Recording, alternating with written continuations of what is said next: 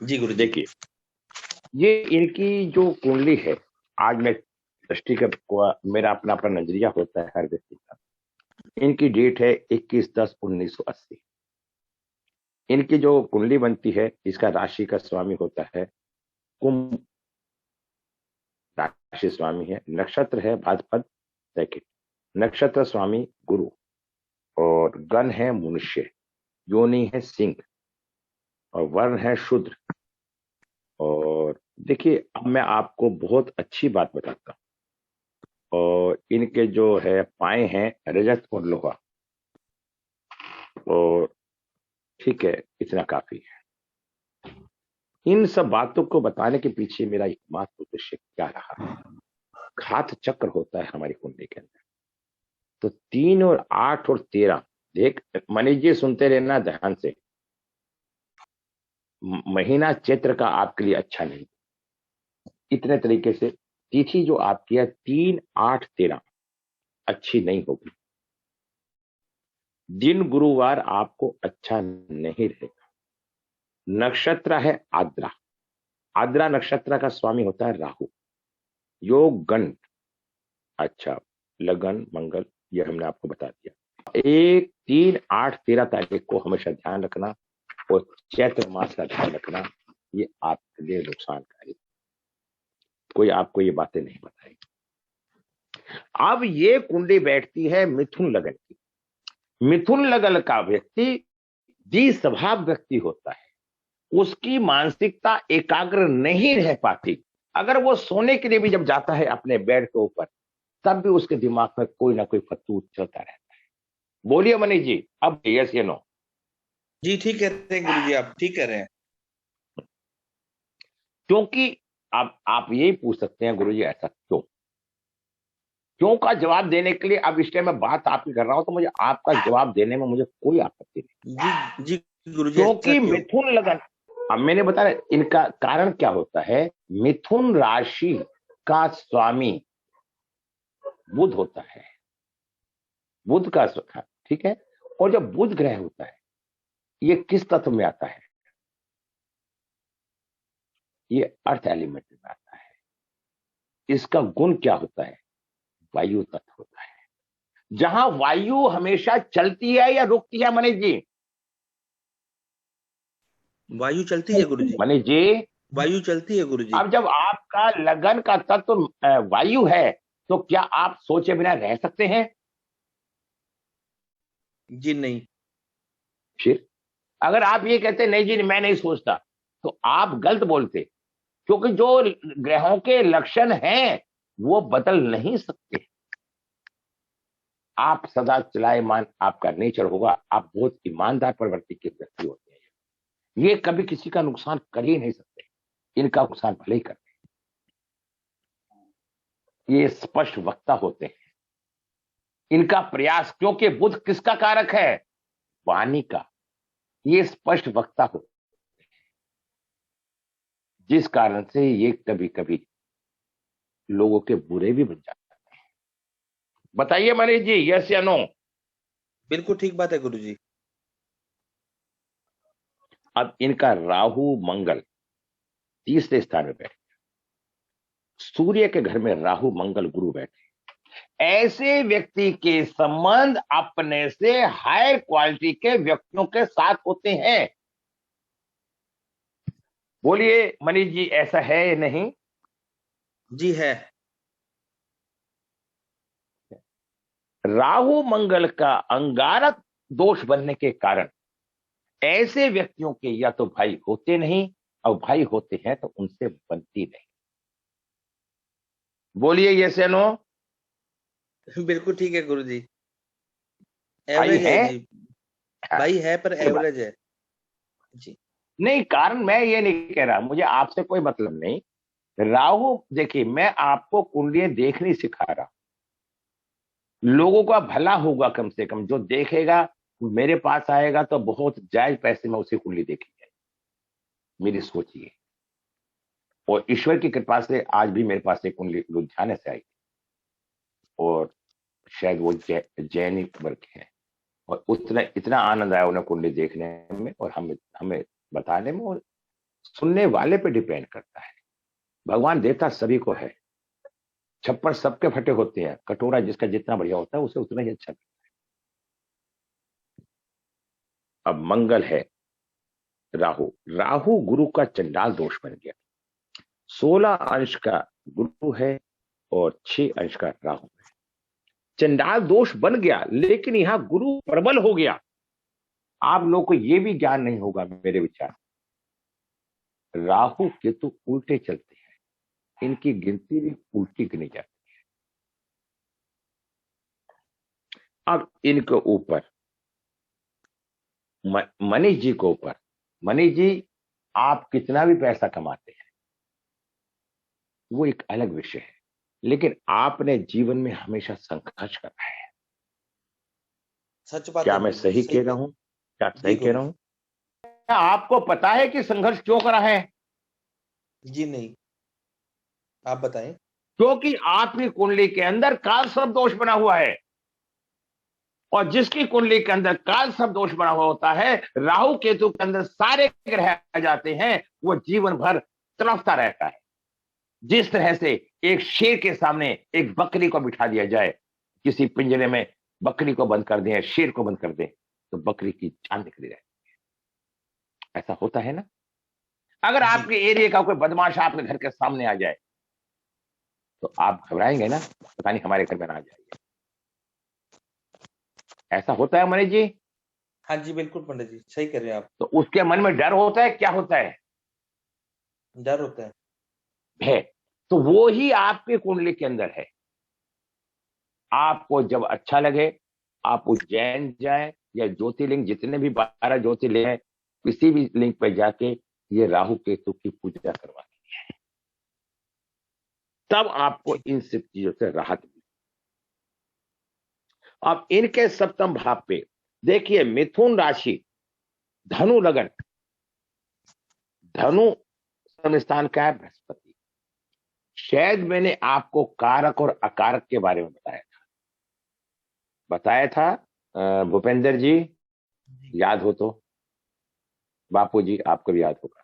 मिथुन राशि में, बुध की राशि में बृहस्पति अशुभ है, बताया था बापू जी, याद है? जी सर, याद है। हाँ जी सर, याद है। हाँ, तो यहां पे ये कारण है इनका कि ये इनकी शादी या तो लेट होगी, या शादी में परेशानी आएगी, या ठीक है ना, या इनके पारिवारिक संबंधों में कुछ ना कुछ नकारात्मक ऊर्जा की उत्पत्ति है। अब हम क्या देखते हैं, गुरु 1 2 3 4 5 6 7 8 9, सप्तम का मालिक अपने से 9वें स्थान पे बैठा है, अच्छे स्थान पे बैठा है।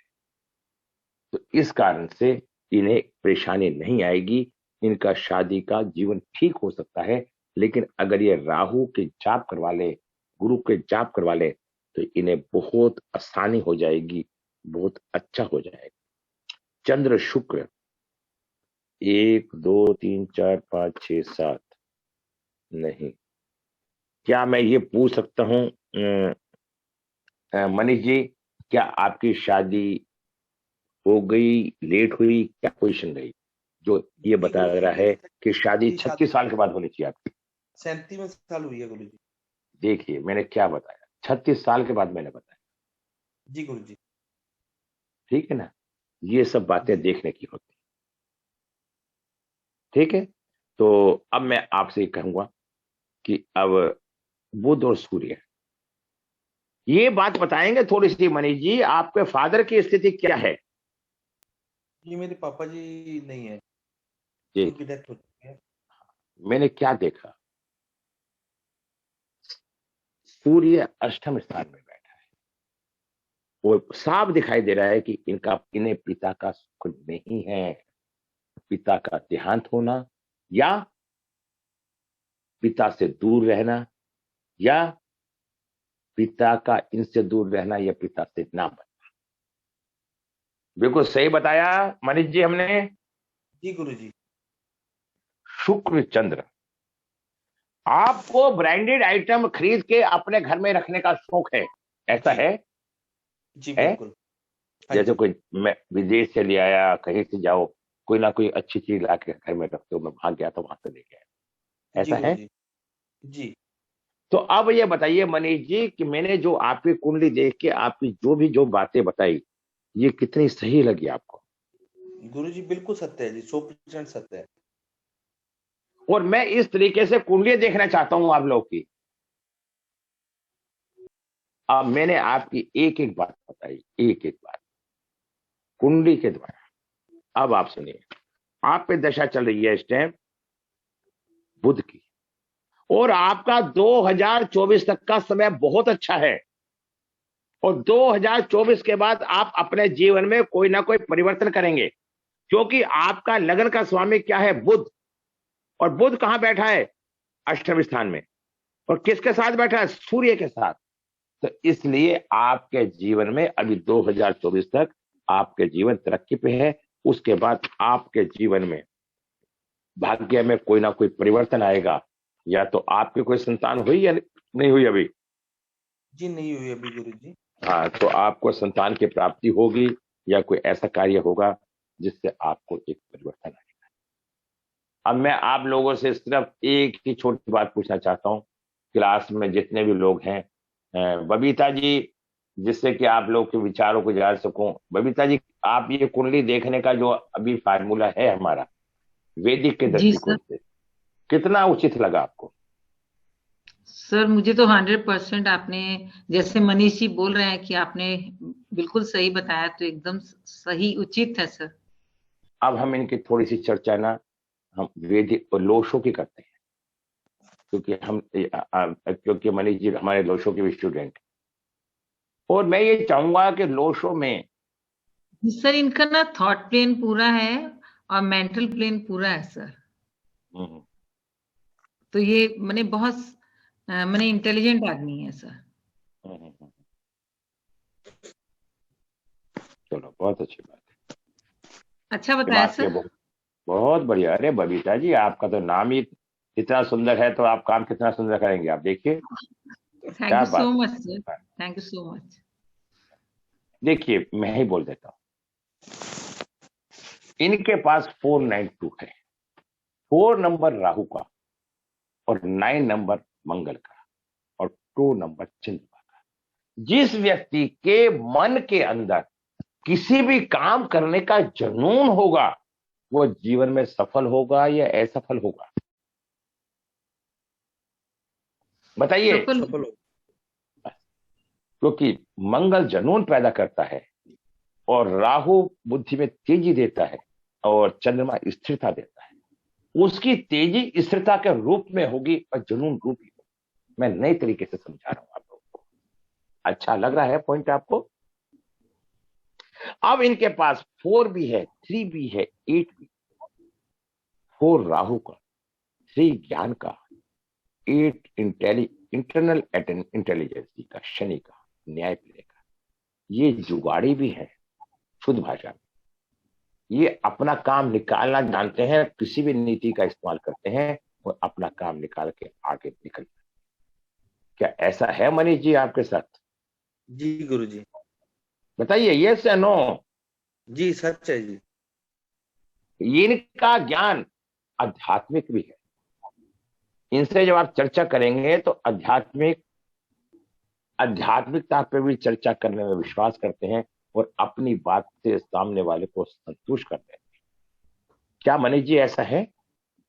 जी प्रभु बिल्कुल ठीक कह रहे हैं आप। हाँ। और इनको कहीं जरूरत पड़ती है तो ये साम धाम दंड भेद किसी भी नीति को अपना के भी अपना काम करके आगे। क्या सच है? हाँ जी। देखिए इनके अंदर कितना जुनून है, पूर्ण रूप से प्रैक्टिकल व्यक्ति है। तो जी अब मैं जी। बताना चाह रहा था कि इनके मनीष जी बहुत ध्यान से सुनना। आपके पास 5 नंबर भी नहीं है, और 7 नंबर भी नहीं है, और 2 नंबर भी नहीं। Sorry sir. 5 नंबर की आपको रेमेडी करनी चाहिए मनीष जी। आप सक्षम हैं, ईश्वर की कृपा है।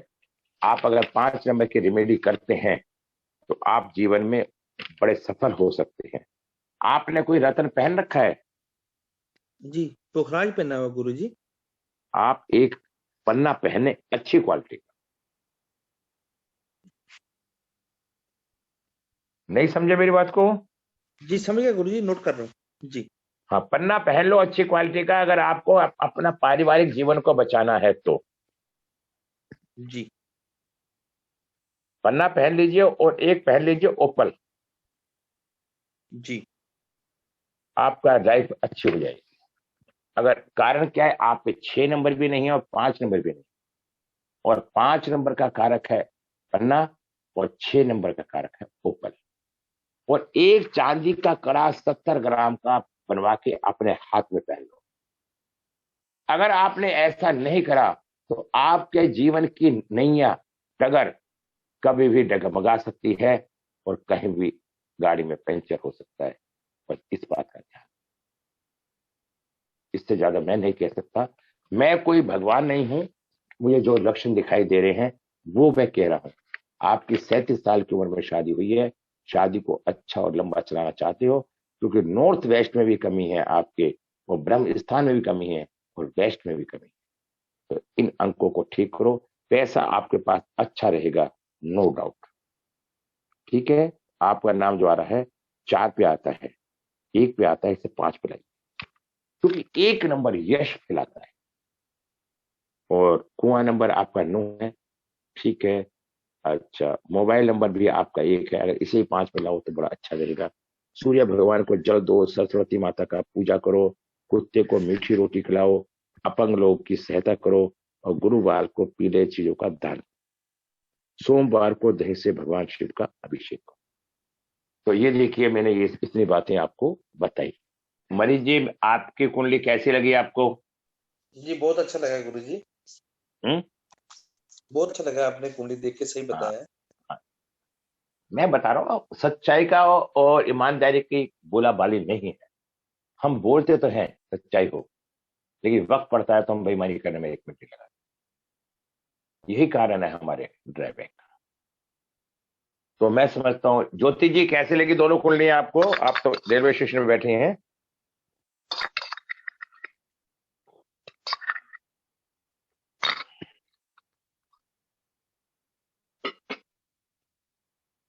चलो ठीक है, फिर हम क्लास का समापन करते हैं। जिसकी इच्छा हो वो हमसे बात कर लेना, और नहीं इच्छा हो तो कोई बात नहीं है, जबरदस्ती नहीं है। तो भाई यही निवेदन करेंगे, फिर वो